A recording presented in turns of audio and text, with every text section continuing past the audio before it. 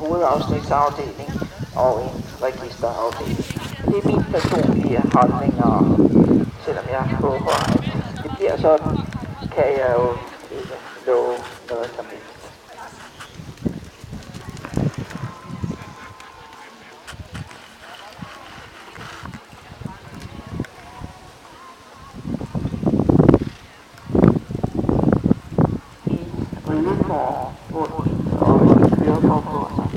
Er det jo sådan, at man ikke går så voldsomt højt op i afstamning.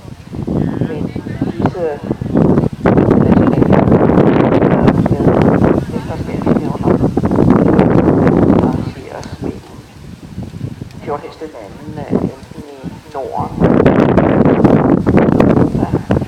Ja, det er jo mesterskabet, der arrangeres af delejere fra raceforeninger, der er EU-godkendte som stambogsførende for racen. Og derfor har man begravet, at man skal være hovedautoritet. Det er ikke kun Danmark, der har et krav. Det har man også i Broderland, hvor man, så vidt jeg ved, kræver 5 generationers fjordhesteafstamning, hvor vi er længere og nøjes med at kræve 3.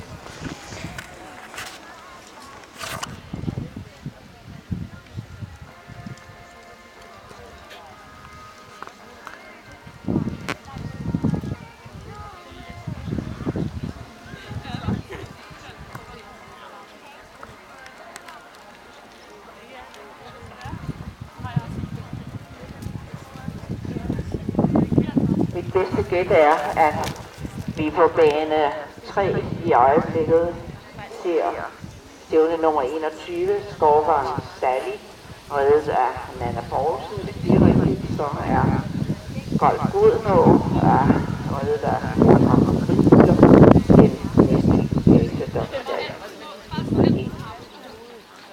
Her hos os venter vi på, når vi er færdige, på vores regerende EM-mester for seniorer, Annette Schmidt og Mads Sola.